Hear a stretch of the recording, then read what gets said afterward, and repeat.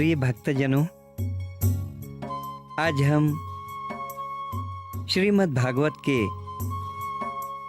तृतीय स्कंद के 30वें अध्याय से चर्चा का प्रारंभ करेंगे। जिस प्रकार वायु के द्वारा उड़ाया जाने वाला मेघ समूह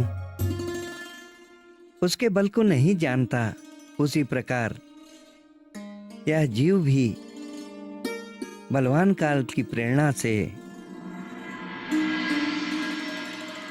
भिन्न भिन्न अवस्थाओं तथा योनियों में भ्रमण करता रहता है, किंतु उसके प्रबल पराक्रम को नहीं जानता। जीव सुख की अभिलाषा से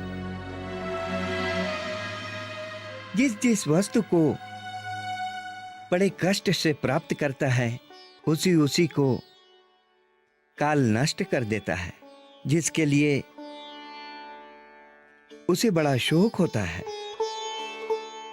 इसका कारण यही है कि यह मंदमती जीव अपने इस नाशवान शरीर तथा उसके संबंधियों के घर, खेत और धन आदि को मोहवश नित्य मान लेता है।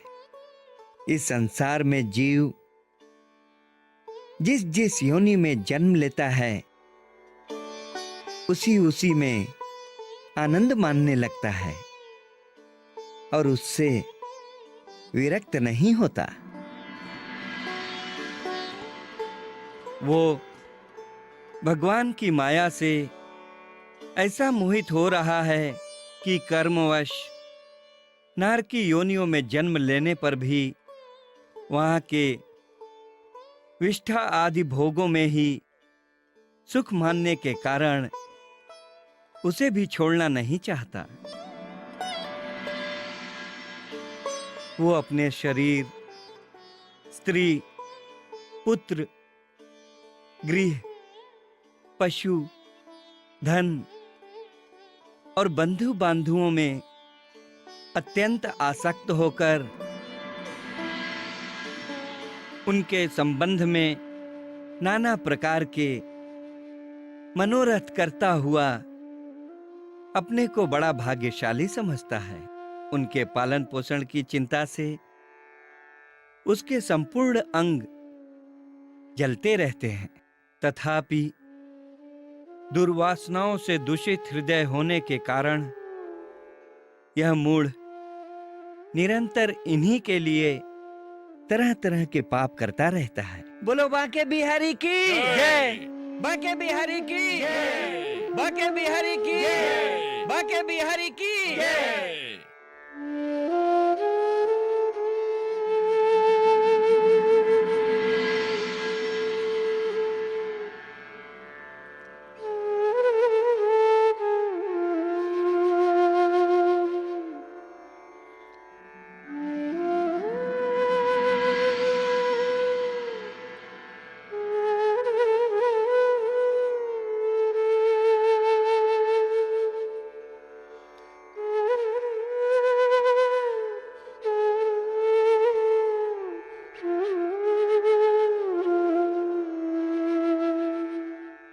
देवचंद्र जी,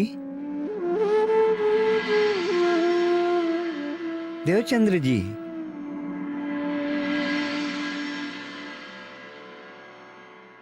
क्षमा कीजिए आचार्यवर,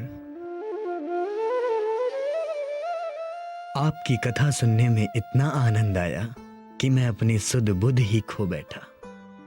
ये तो आपकी कथा सुनने की लगन का ही असर है देवचंद्र जी, अन्यथा कथा तो और लोगों ने भी सुनी, उन्हें तो आपके जैसा असर नहीं हुआ। आपके मन में कथा से संबंधित कोई भी प्रश्न हो तो आप निसंकोच पूछ लीजिएगा, या आपको कभी भी कोई भी चर्चा सुननी हो तो आप मेरे घर आ सकते हैं। ऐसा कहकर आपने मुझे सब कुछ दे दिया।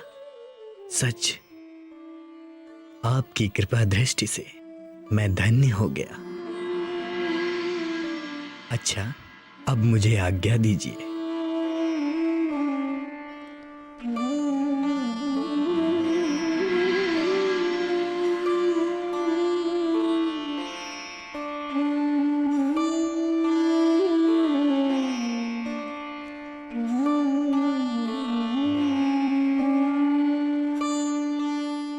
मेरा अनुभव कहता है ये साधारण भक्त नहीं है,